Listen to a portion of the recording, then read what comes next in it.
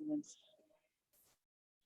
Good morning and welcome to the Washington Ethical Society. I'm Karen Schofield-Leka. My pronouns are per and hers, short for person, and I am the officiant today.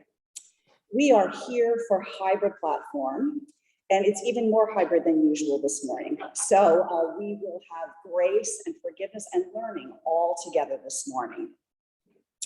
We have people attending live on Zoom, some folks here in person in the hall, and asynchronously by watching or listening to the recording later. Welcome to everyone. We are one community unified across time and space as we gather to affirm our values and commit to a better world. We are still figuring out how to do hybrid platforms, so let's learn from our mistakes and forgive each other generously. There's a closed captioning option on Zoom that can be turned on or off, and the chat will stay open through much of the platform service, closing for the address itself and then reopening. If you're joining live on Zoom, please do say hello in the chat to each other. We are having difficulty and so can't really see the chat here in the hall, but you can greet each other online, and those in the hall could perhaps wave and call out hellos to each other here in the room. If you set your settings, if you're on Zoom, so word to the Zoom folk, if you put your settings to everyone, then everybody in the Zoom space can see your remarks and greet you directly. Please do say hello, whether you are a brand new visitor, a longtime member, a neighbor from another ethical society or Unitarian Universalist congregation, or a person who's not in any one of those categories. Online visitors, we invite you to send an email to our membership coordinator, Maceo Thomas, who's doing double duty this morning, at maceot@ethicalsociety.org. And if you're a visitor watching this recording later, this invitation is for you as well. You can fill out a connection form at tiny.cc/westconnects. I'm not going to read greetings from the folks in the Zoom space, which are in the chat, but I'll give everybody a pause for a moment to reflect, look at those if they are interested. And while I'm doing that, you might also get a candle if you would like to light one during our candle lighting service. And again, good morning to everybody who is actually here in the room. It is so good to see you today. It is good to connect and to share this time together. Once you are prepared, I invite you to settle in wherever you are as we continue to gather. Our opening words this morning are a reading from Scott Taylor from the Soul Matters packet, Widening the Circle, which was created in February 2022. Lynn and I are going to do this together. Is it possible that being on the inside leaves you out of the loop? What if the margins aren't narrow? What if that space of exclusion is also a position of perspective? What if being shut out allows you to understand the insiders better than they understand themselves? Why do so many seek the safety of that inner circle anyway? Don't we know that the circles not only keep others out, but also in the air? Haven't we learned that it's on the edge of circles that hate makes its home? So even if you weren't among the ones who put the circle in place by allowing it to linger, don't we carry the burden of responsibility as well? What if who we are doesn't end at the barriers of our own skin? What if sin is believing that you can put the puzzle together with only the pieces that belong to you? What if heaven is the moment you realize that none of us can get there alone? What if the only true freedom lies in the willingness to fight against that which imprisons someone else? And what if all these questions are a matter of life and death? Or is it a matter of dying to live? After all, didn't the Nazarene say we must lose our life in order to find it? Haven't all the sages said the solitary self must perish for the larger we to live? If that is true, then let's widen the circle until it breaks. For as long as the circle exists, pieces and parts of ourselves will always lie on the other side of the line. So let us push, pull, twist and tear, dig underneath and climb over the top, do whatever it takes to meet each other face to face. And having found each other, let us stare and struggle, fight and forgive, call in and call out until me and you dissolves into us. Is there any other way we can become whole? We begin our platform with music from Amanda Udis Kessler, performed by Ken Jansen.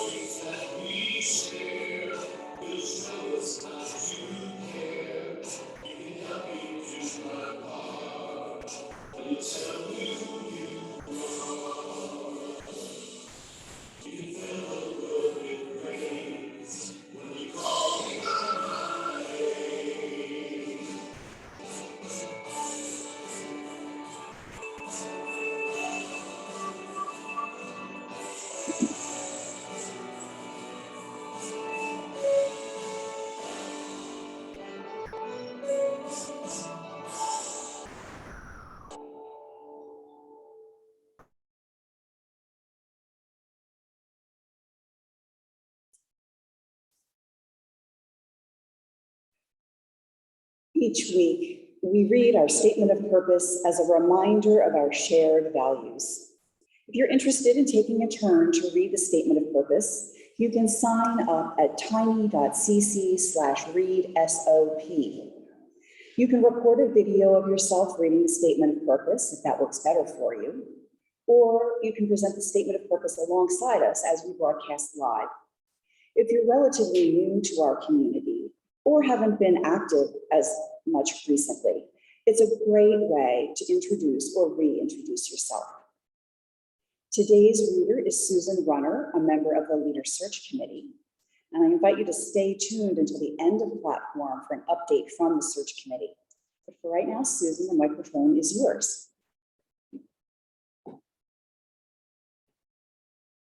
Thank you, Karen.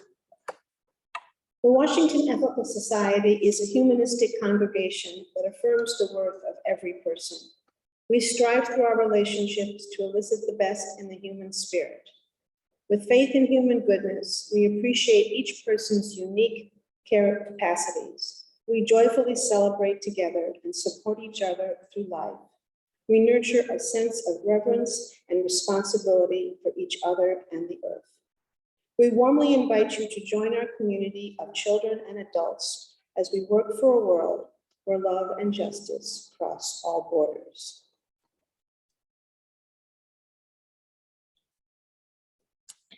Thank you so much, Susan. And if you're joining us from afar and have a candle at home, I invite you to light it now as Susan lights our community candle and I share our candle lighting words. May we kindle within us the warmth of compassion, the light of understanding, and the fire of commitment to build a brighter future for all.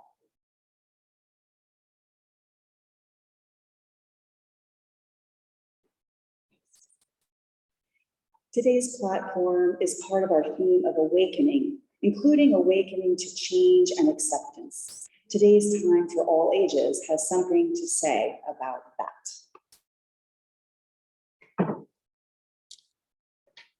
Hello, friends. My name is Lynn Cox. My pronouns are they, them. I am the interim leader here at the Washington Ethical Society. Our story today is about a community that accepted and encouraged someone. And that acceptance was included, it wasn't limited to gender identity. The community also demonstrated love and forgiveness and celebration of the human ability to grow and learn in other ways. So I'm going to be reading Casey's Ball, written by Kit Yan with illustrations by Holly McGillis. This book is part of the Flamingo Rampant collection. Flamingo Rampant is a micro press with a mission to produce feminist, racially diverse, LGBTQ positive children's books. So this is a fictional book, but I know, and I bet a lot of you know, kids who are a lot like Casey. So I don't know if the story happened exactly this way, but I believe it's true. I don't know if you can get the slides on the screen there. I'm Casey, and I'm joining a soccer team today. I used to be on the girls' team and my uniform was blue, but now that everyone knows I'm a boy, I'm switching to the boys' team and getting this new green one instead. I've been practicing. I'm learning to run faster. I'm learning to kick farther. And one day I'm going to score a goal. Every day after school, I practice in my yard. Sometimes my brother and sister help me kick the ball back and forth. I can't kick the ball very far yet, but I'm getting better. At soccer practice, we line up and take turns kicking the ball in the goal. I've been trying my best to get a goal, but I fall a lot when I use my mightiest kick. My coach says, keep practicing, dude. You'll get it soon. On the day of my first game, I'm so excited. My team is the Lizards, and we have a cheer. So I'll tell it to you, and then you can say it with me. We're the Great Green Lizards, and we love to play. We're the Great Green Lizards, and today is our day. See if you can pick that up. We're the Great Green Lizards, and we love to play. We're the Great Green Lizards, and today is our day. When the ball comes to me during the game, I kick as hard as I can. Sometimes my hair gets into my eyes. And when it does, I miss the ball and someone else kicks it. But I know I can get a goal if I try my best. So I get back up and kick again. My sister gives me her hair tie so I can see the ball. My mom tells me ponytails are for any kid, boys or girls or neither or both. I run my hardest. I run my fastest. And when I see the ball, I kick so hard and I get a goal. But I kicked it into our goal. Oh no, I scored a goal against my own team. The other team gets the point. We lose the game because of me. I asked my coach if I could still be on the boys' team. He says, keep trying and keep learning. You're doing great, Casey. We're glad to have you on our team. After the game, everyone still cheers. Can you remember the cheer? We're the Great Green Lizards, and we love to play. We're the Great Green Lizards, and today is our day. I was worried, but no one is mad at me that we lost the game. My family gives me big hugs. And both teams line up to high-five each other. All the kids and families go to the pizza shop to celebrate the game. We eat pizza and ice cream. My sister says, Casey, you played with all your heart. And my brother says, baby brother, you kicked like a champion. I can't wait to play soccer again. I love my new green uniform with my name on it. I love my new teammates. Soccer is fun, and being on a team is the best part. At the pizza shop, we do our team cheer one more time. Will you say it with me? We're the great green lizards, and we love to play. We're the great green lizards, and today is our day. So that's the end of the story. I really love how Casey's teammates and coach and family encourage Casey to learn and grow and have fun.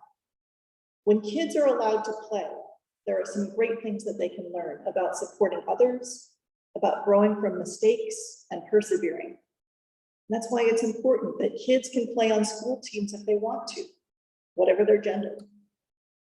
For any of us at any age, we can learn from Casey's team how to be encouraging and welcoming. Anybody here on a team right now? Are you on an auction team or a tech team or a greeter and usher team? All of our teams can learn how to be encouraging and welcoming. We can wake up to the gifts and the hearts of the people around us. So as we consider the benefits of awakening, let's enter into the centering time of our platform.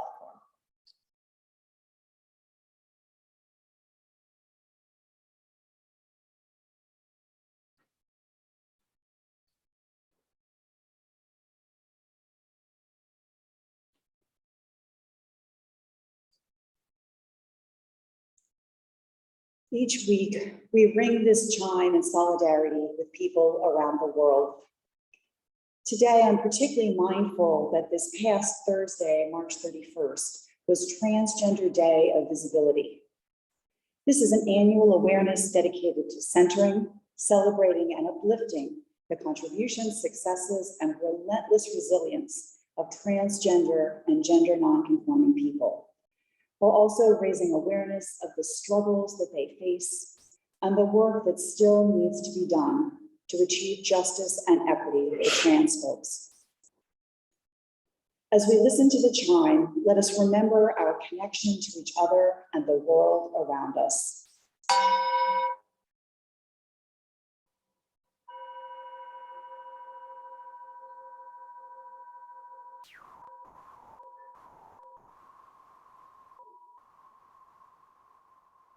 Let us open our hearts to compassion for those who suffer.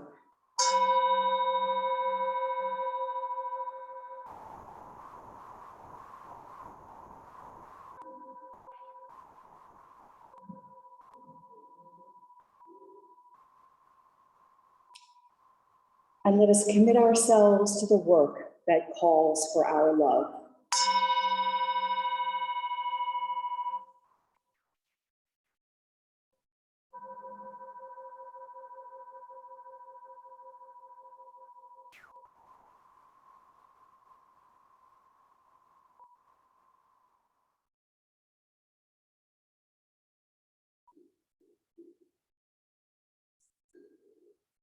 I invite you now into a time of meditation. Allow your body to settle into a position of ease. Close your eyes or soften your gaze, and let your thoughts soften as well. Bring your awareness to your breath and take 3 deep breaths, relaxing your body on each exhalation.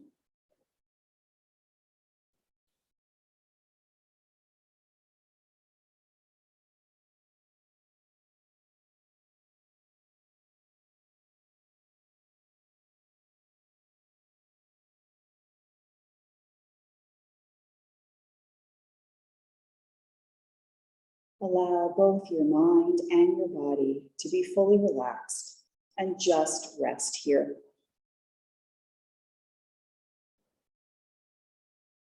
Take a moment to think about yourself and how you wish to be known in the world.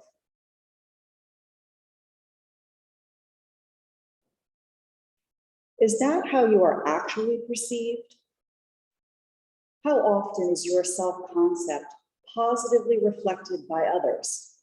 Often, sometimes, rarely. And how does that feel?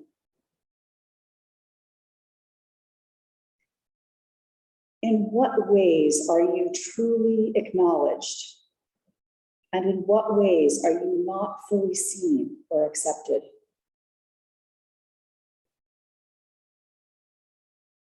And do you fully accept others as they wish to be known?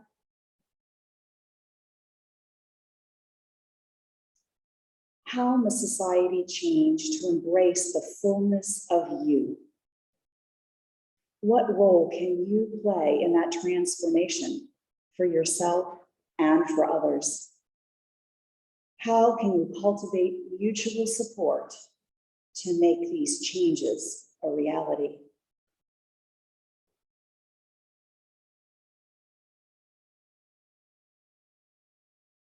We continue our meditation in silence and in the music that follows.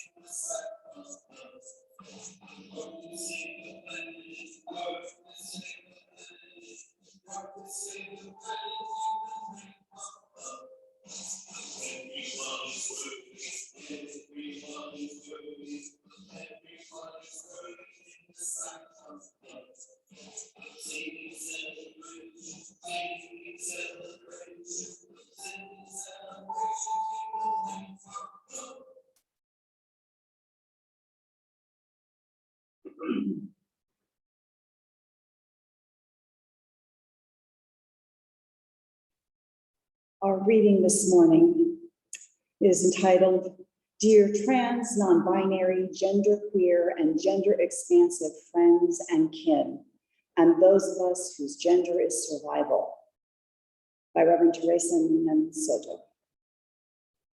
You are not hard to love and respect. Your existence is a blessing. Your pronouns are not a burden or a trial. They are part of your name, just shorter. Some of our kin use only their names, where pronouns would be the names they are called. Remember that someone getting them wrong is not a poor reflection on you. It is not your fault. Your body really and truly belongs to you, no one else. Your stories belong to you. Your joy and complexity is beautiful, however you may choose to tell it or not tell it. Some folks, sis, may take their liberty for an unholy license. You are beloved. Please keep to our shared tasks of healing, getting free.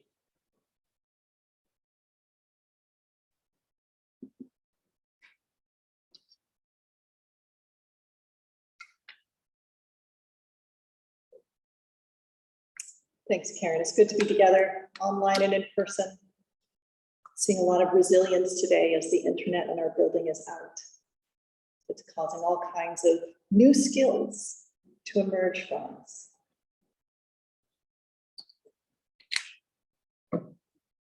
So as we heard earlier, Thursday was Trans Day of Visibility, and this day was envisioned in 2009 by Rachel Crandall. Trans Day of Visibility celebrates the contributions and achievements of transgender people. And that can include a variety, a wide umbrella of people under the larger trans community. Gender non-conforming people, agender people, non-binary people, and more. Intersex people sometimes fall under or in coalition with the trans umbrella, but how they identify is up to them. As Mother Jones said, we pray for the dead and we fight like hell for the living. In the wake of Trans Day of Visibility, I'm asking us to gather up our collective strength and courage and to fight like hell. The urgent need and the joyful calling of celebrating and defending trans lives is a large topic. So we're going to have a lot of different entry points to this discussion among us, and there are several tasks for us to share. We need to comfort, encourage, and celebrate the transgender, non-binary, gender fabulous, gender non-conforming, and otherwise gender diverse among us. And like I said, I would include all of those under the umbrella of the broader trans community. And that includes some of our young people at Wes who need to know that the community around them loves them fiercely, and that the community will demonstrate that love with concrete action. So my siblings, you are radiant in all of your ways of being and doing and knowing. Another shared task is that we need to sustain and equip the allies who have been in this fight all along. And we need to provide urgently overdue background information and context for our beloved cisgender folks who are just beginning their work in allyship and advocacy. Though there are many paths, we must be resolved and united in our goals. We cannot be silent as right-wing activists with billions of dollars and positions in every legislature in this country take a jackhammer to the bedrock of the inherent worth and dignity of every person. We cannot be silent as school policies and curricula and children's books that celebrate diversity and inclusion are framed by right-wing politicians as grooming children for abuse. We cannot be silent when state laws are passed that criminalize the implementation of standards set by the American Medical Association. We cannot be silent as the right to privacy, the right to medical care, the right to equal access to education, the right of kids to simply be able to play, are all under brazen attack. This is an emergency. And so forward we go. This year, somewhere between 130 and 200 bills were introduced in state legislatures. State legislatures this year alone, between 130 and 200 bills were introduced to attack trans people, especially trans youth. This is a coordinated attack funded by organizations with innocuous sounding names like the Family Research Council, the Family Policy Alliance, Focus on the Family, and the Alliance Defending Freedom. Flush with cash from billionaires like the family of Betsy DeVos. They feed copycat bills to multiple state legislatures simultaneously, like a hydra of hate. And this is on top of attacks that go beyond legislatures, like the Texas Governor Abbott's decision to investigate parents of trans youth for child abuse. The hateful bills in this cycle fall into three general categories: youth sports, healthcare, and so-called parents' rights. In the youth sports category, the main target is banning transgender athletes from girls' sports. Maryland residents should know that such a bill was introduced in the Maryland state legislature this year. And it didn't make it out of committee, but that it was entertained at all should make us cautious and should make us vigilant to what's going on in school boards and PTAs and communities around the state. Like other anti-trans legislation, bills that seek to ban transgender youth from playing organized sports rely on misinformation and fear, as well as the tepid support of otherwise progressive people. Hateful bills that are framed as protecting women's athletics are never really about protecting or helping women. The rhetoric paints cisgender women as helpless and transgender people as predators. Those who promulgate these bills want to scare you with the possibility of a trans takeover, the fear of cisgender women getting pushed out of a limited number of opportunities, and the actual numbers do not support that claim. Participation in girls' and women's sports either holds steady or increases with inclusive policies, while discriminatory policies are sometimes correlated with lower participation in girls' and women's sports. If you really want to protect women's sports, there are some other obvious avenues.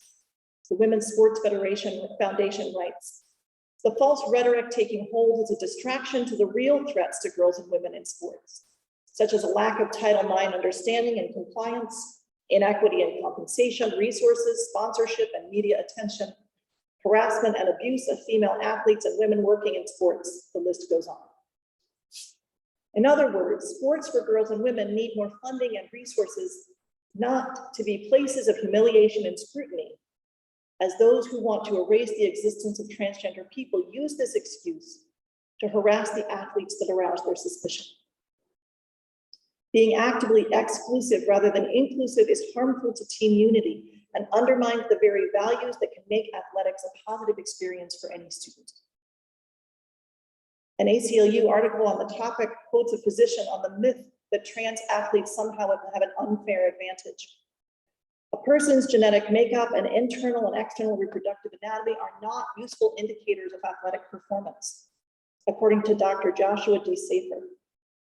For a trans woman athlete who meets NCAA standards, there is no inherent reason why her physiological characteristics related to athletic performance should be treated differently from the physiological characteristics of a non-transgender woman. That's the end of that quote from Dr. Safer. The undertone of misinformation about athletes communicates this idea that transgender people aren't really human. At least that's how the hateful rhetoric goes. And it's worth pointing out that the high-performing athletes in the crosshairs of conservative crusades are very often women of color, including women of color who were assigned female at birth. Trying to push some women out of the definition of womanhood or personhood goes way back. It is an old strategy, and it never leads to more liberation or opportunities. Strict ideas about gender are tied up with white supremacy. Excluding trans students from sports not only has a negative impact on all athletes, it has a devastating impact on the mental health and well-being of trans students. The cruelty is part of the point. Erasing trans people from community life is part of the point. Affirming trans youth in their gender and all of the ways that youth normally live out their teen and young adult years is critical to their health.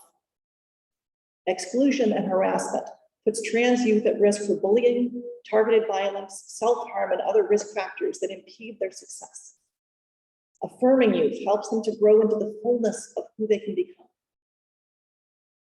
And this is why fighting anti-trans policy and legislation gets to the heart of our mission as humanists. We believe in humans as ends in themselves. Anti-trans sports legislation makes athletes into pawns in a culture war. Humanists believe in self-determination, while anti-trans rhetoric is built on the assumption that the bodies of all of us, except the rich white men at the top, don't really belong to ourselves. Humanists understand that this is a world of interrelatedness, a world in which humans and the planet we share are connected and mutually affected, and that our thriving rises together. The anti-trans radical right sees a world in all of its living things as something that they need to control. Humanist philosophy rests on the assumption that each person has inherent worth and dignity, inherent, that doesn't need to be proven. And the anti-trans crusade seeks to erode the perception of worth and the experience of dignity away from everyone who dares to practice independence from their worldview.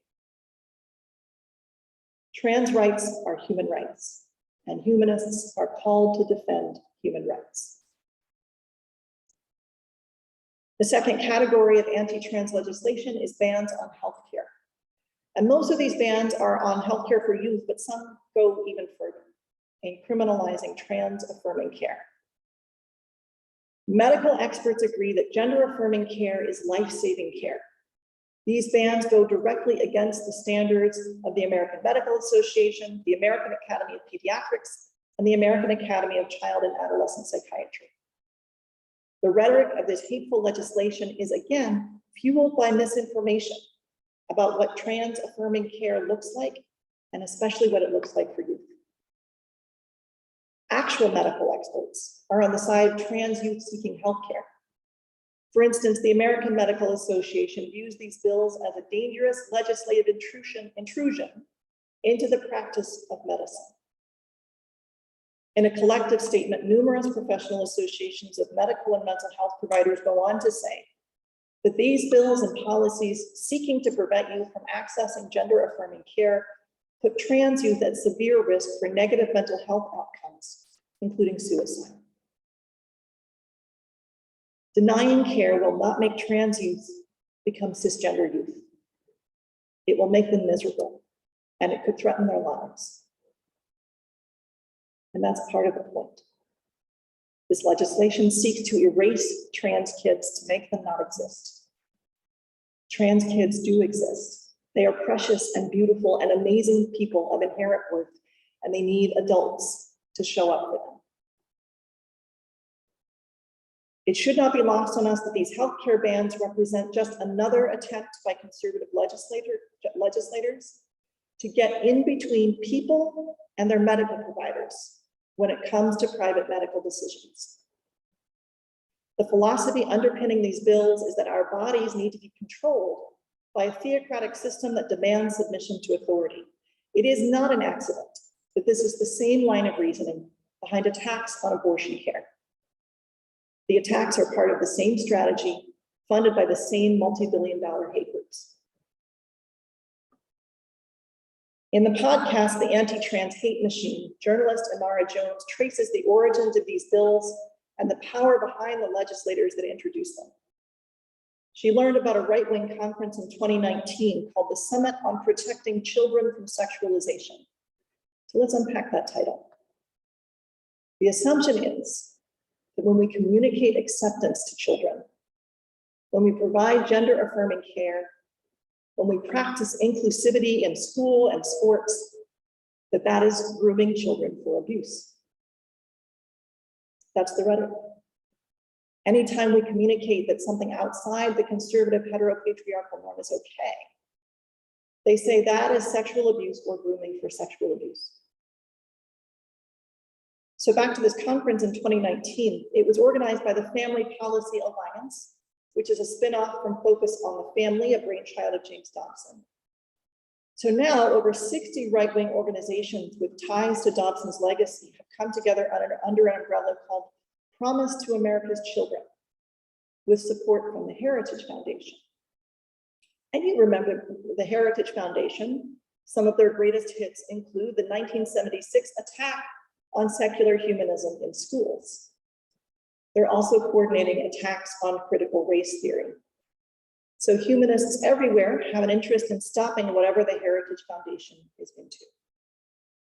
Through market research, these right-wing organizations found that attacking trans people would be a productive wedge issue to help them advance their agenda of dismantling civil rights in general.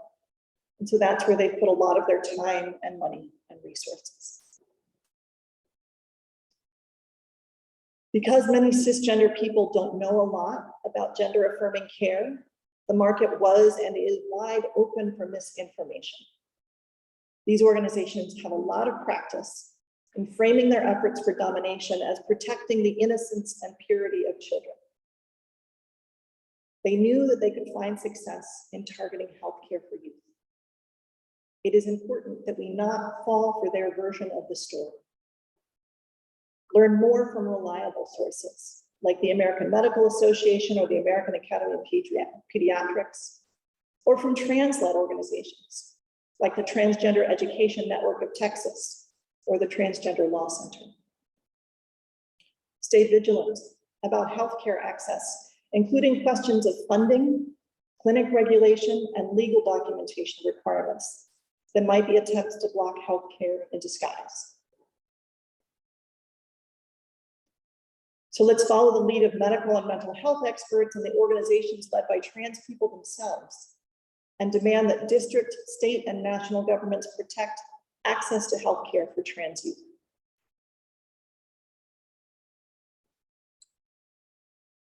The third category of anti-trans legislation that's sweeping the country are so-called parents' rights bills.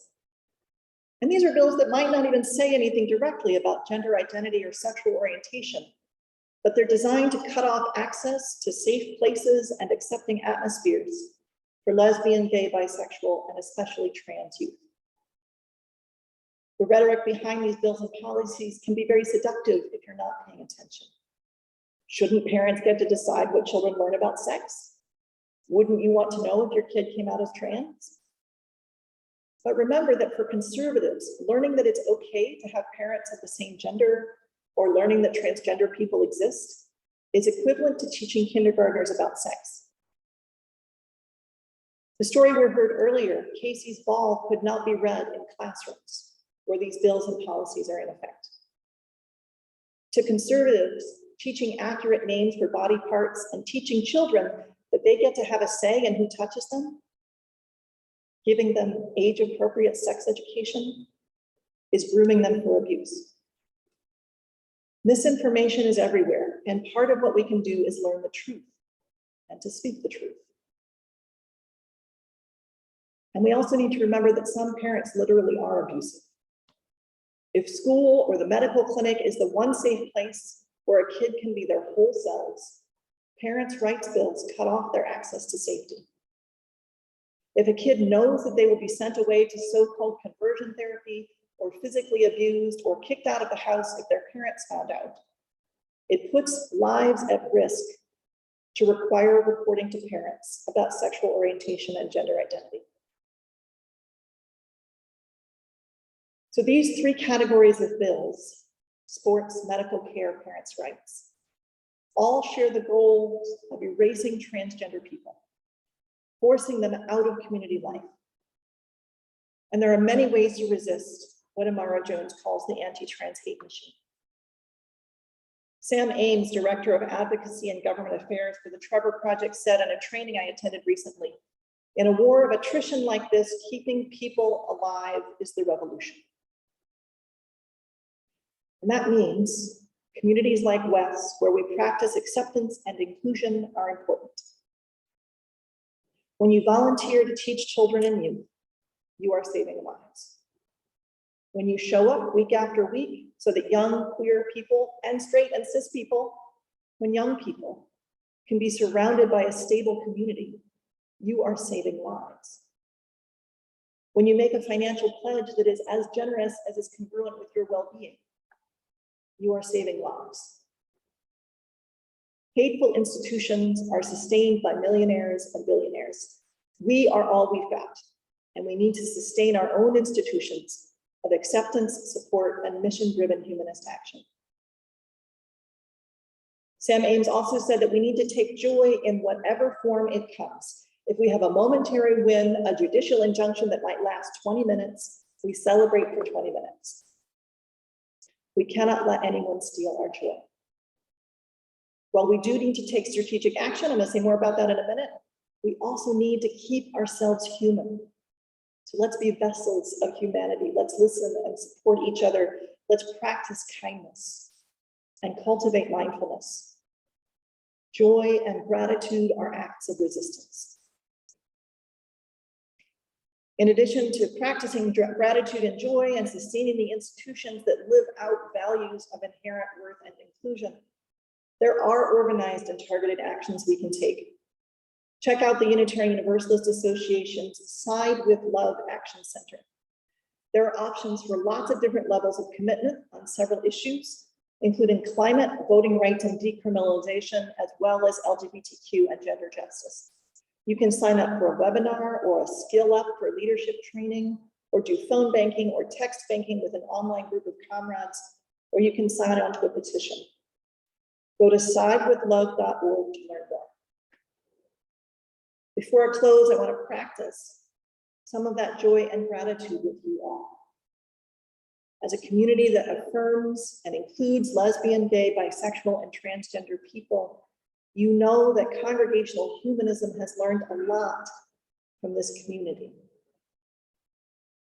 LGBTQ folks bring long-standing practices of creating family and community wherever we find it, building collages and mosaics out of the reimagining of what has come before. Our dignity does not rely on the legislative atmosphere. We know that frameworks of bodily autonomy, shared liberation, mutual care, and interdependence are the ones that give us life. And there is room in these frameworks for everyone. There is a lot to do, and there's urgency in our work. Being part of the movement, being with the people who are working for a world of love and justice, brings us some of the hope and energy to keep going. We need each other. So let us go forward with clarity of our humanist values, with gratitude for the ancestors and activists of the past and the young leaders of today, and with joy that we are equipped and called to lift up the inherent worth of every person. May it be so. After some music, we'll have community sharing time when you can write into the chat or speak into the microphone about what resonated with you today in the platform. In this in-between time, you might prepare for community sharing by reflecting on a personal experience or an activity of Wes that illustrates the values that we're lifting up today. So as we contemplate, rest, and reflect, let us experience the beauty of the musical response.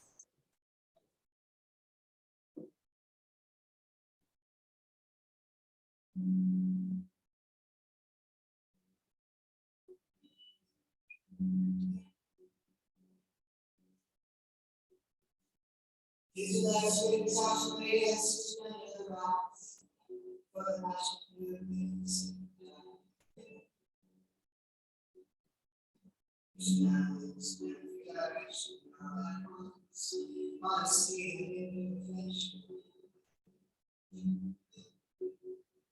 So love when I was sweet, I will pour between still asleep.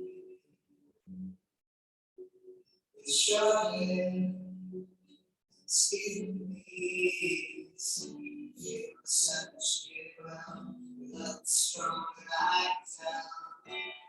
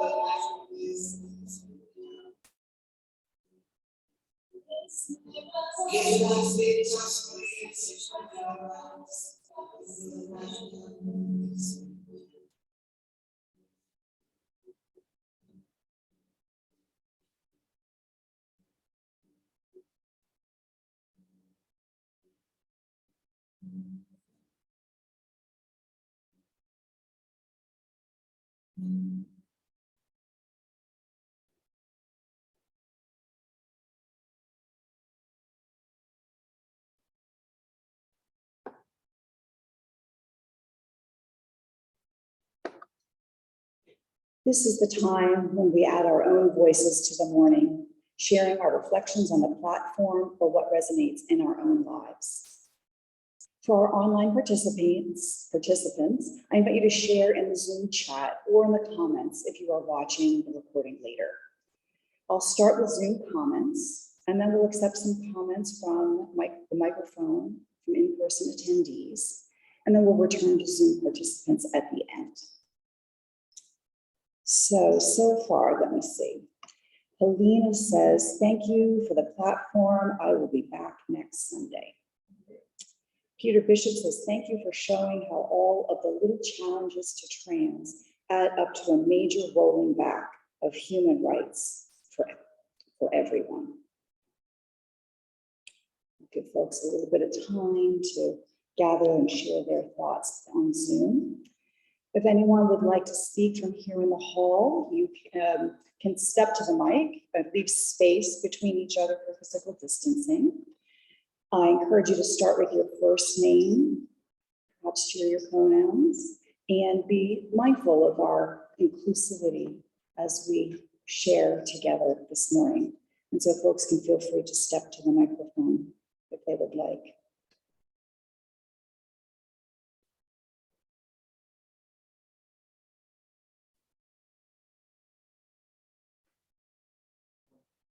My name is Ed. Thank you, Lynn, for such a powerful platform service. It's bringing together and understanding the text. But also, like I said, the strength, our own strengths in our community.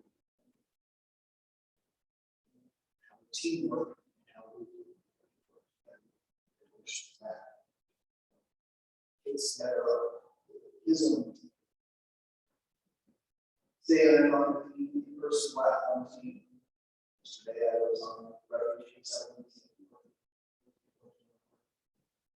Not sure what's going on tomorrow, but Excellent.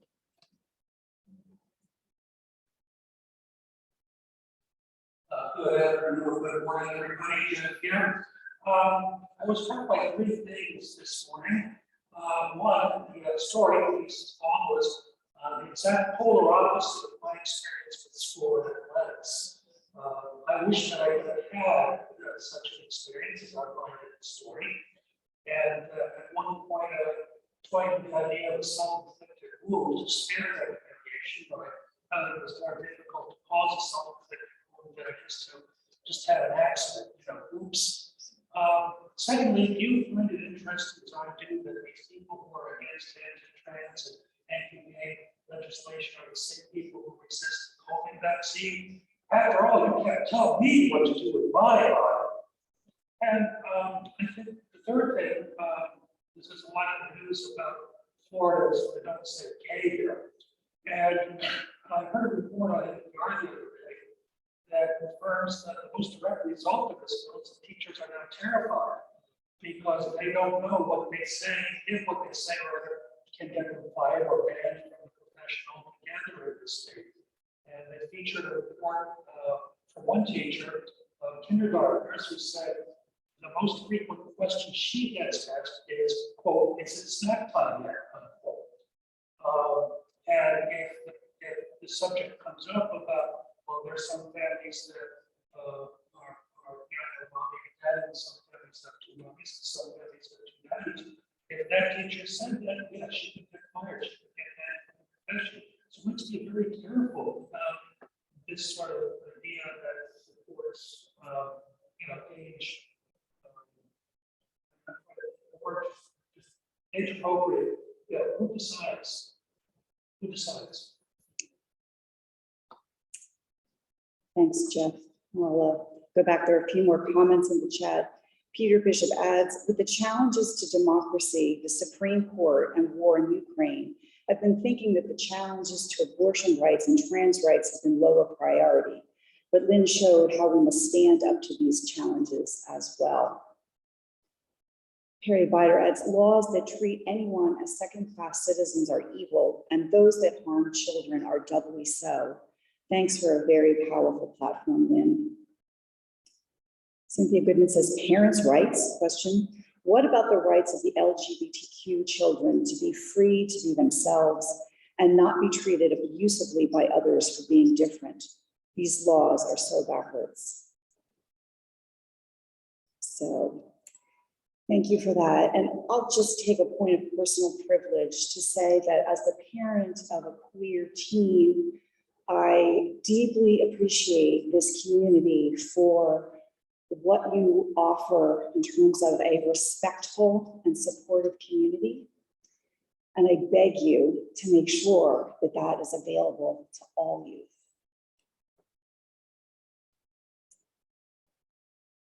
Thank you to all who shared their thoughts and attention. Just as we share our perspectives in this community, so too do we share our resources and gifts. Here at West, we split the Sunday collection between our operating budget and to a fund dedicated to justice and compassion. This month, half of the offering is dedicated to Manna Food Center. Manna Food Center strives to eliminate hunger in Montgomery County, Maryland, through food distribution, education, and advocacy. Manna Food Center makes an impact not only in food distribution, including 5.3 million pounds of food distributed in FY21, but also in community programs like Breaking Bread, which brings people together to solidify community and combat hunger. Their farm to food bank program supports local food system while also providing fresh, regionally grown produce to neighbors who experience food insecurity. The Smart Snacks program provides food on non-school days to students who qualified for free and reduced lunch and feeds over 3,000 children each week. Manna Food Center is rooted in the local community and makes a measurable difference in fighting hunger. So let's all take a moment to prepare to respond to the invitation to generosity. If you're someone who gives by text, or are in front of a device where you can navigate to the donation page on our website, get out your phone or tablet and navigate to that page now. If you're here in person and find the ritual of giving cash or a check to be important to your experience, you can start writing your check or moving your donation to a different pocket. There's a basket at the back of the hall to receive your gift. Half of your undesignated gift will go to Wes, and the other half will go to our Share the Plate partner of the month. I'll pause for a moment so that all who are able can prepare to respond with generosity.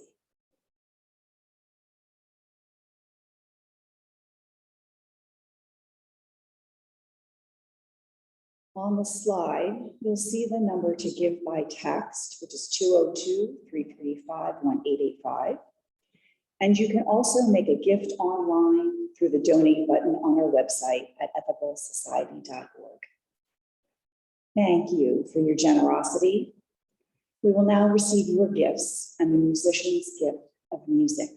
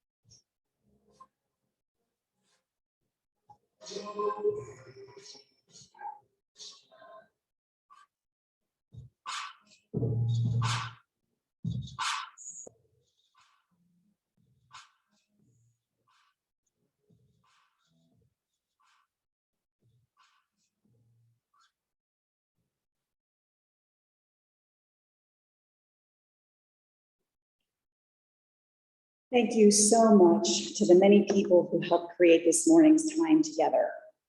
Thank you to our staff, Linda Irizarry, Dara Miles, Robin Kravitz, Maceo Thomas, and Tom Hutton. Thank you to Interim Music Coordinator Leah Morris, guest musicians Ken Jansen, Abby and Kai Tennis Level, and Nefex, and West member Jason Lang. Thank you to John and Abby Dakin, who created our slides. Thanks to Adam Goldberg for hosting the upcoming virtual coffee hour. Thank you to Zoom usher Paul Baker and tech team Pat McNeely, Denise Howell, and Michael Dinion, with an extra special huge assist this week from Robin Kravitz and Maceo Thomas, as we have contended with our absence of internet access.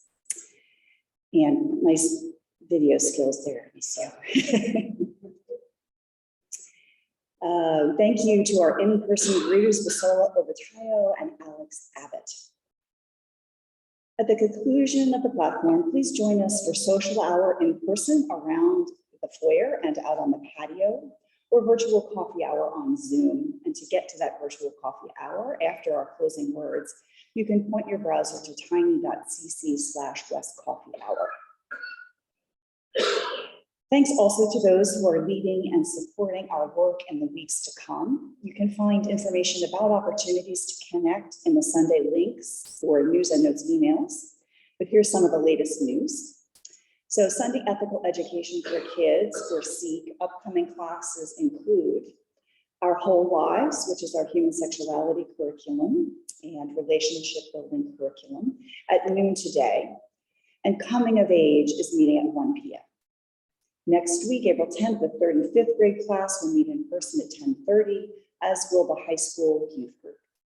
SEEK classes will be on spring break on April 17 and 24, and the classes that we can offer for our children and youth are impacted deeply by the availability of volunteers. And if we ever needed any convincing of the necessity of that support, today was the day we learned deeply about that. So if you can assist in that way, please contact Indara Miles and help to make ethical education happen, or sign up for the SEEK newsletter. And there are also links in the chat for those who are remote. For in-person visitors who are new to us, you can join Membership Coordinator Maceo Thomas at the social hour following platform to learn a little bit about who we are and what we do here, and to get your questions answered. Online visitors, you can contact Maceo to set up a time to talk, and visit virtual coffee hour to meet some of the members who are with you on Zoom. Our annual pledge campaign concludes this week with a final pledge party this afternoon at 1 p.m. hosted via Zoom by Lauren Strange. Pledges are due by Friday, so please be sure to actively complete your pledges so that the staff and the finance team can create a reliable budget in time for members to review it before voting. Other groups meeting this week include the mindfulness group on Monday at 7:30, the improv group on Thursday at 7:30, and the TGIF adults online check-in is on Friday at 5:30. If you'd like to join the chorus workshop on Wednesday at 7:30, this will be session 2 of 4, but no problem if you missed the first one. Please contact Perry Bider for more details, or come to the hall at 7:30 on Wednesday. We are singing together, but masked, so it's very exciting evolution. We come together each week for hybrid platform with attendees both online and in person. Those who wish to attend platform in person should RSVP at tiny.cc/platform reservation. In-person attendees will need to bring your vaccination card or a picture of that, and online attendance will continue to be available for the foreseeable future. You are always welcome to tune in by Zoom. Next Sunday, April 10th, Lynn Cox will speak on the topic of awakening. Changes around us, cultivated attention, and moments of surprise each present opportunities to bring our awareness to the present moment. Let us awaken to the splendor of this world. And join us next Sunday at 10:30 in person with an RSVP or Zoom to continue the conversation. As you can tell, there's a lot going on. You can get all the details and the calendar with upcoming events on the WES website. But for one more special update, here's Susan Runner from the Leader Search Committee.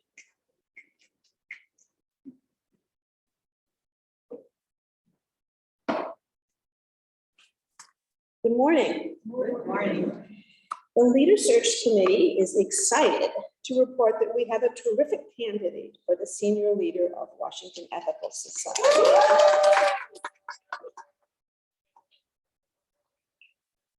We can't wait to introduce them to you, and which we will do in another email once the final contract negotiations are completed.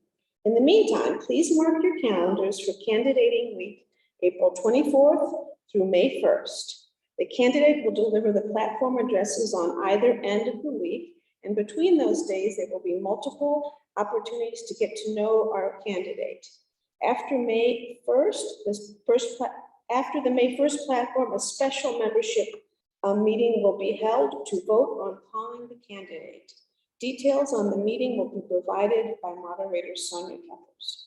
Please, again, the search committee thanks all of the WES members who filled out the survey last fall and participated in the focus groups and cottage meetings.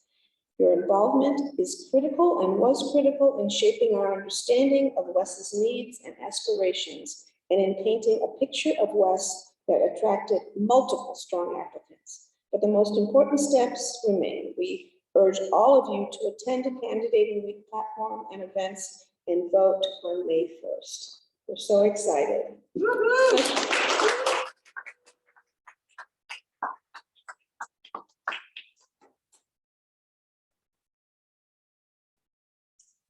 Thank you, Susan. This is indeed excellent news, and a special thanks to our very, very hardworking search committee. Indeed. And thank you all for being part of the platform this morning. Now let's enjoy our closing song of the month.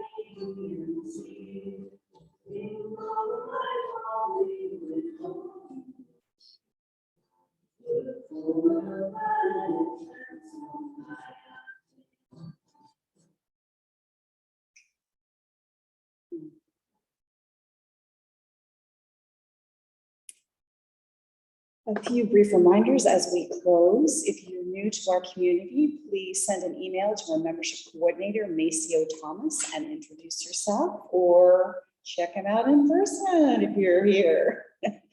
To reach virtual coffee hour, point your browser to tiny.cc/blesscoffeehour. And now I invite you to join me in our closing words for the month. Let us go out into the world, into the week ahead with compassion, understanding, and commitment, awakening to the gifts and the responsibilities of the ethical manifold for our hearts and for our quest for a better world.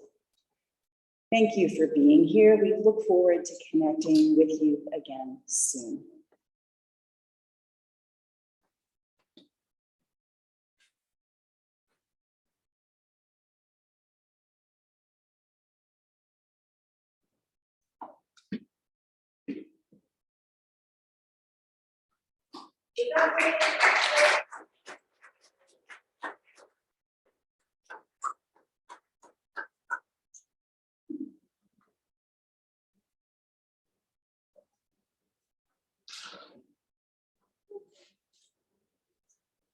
I have a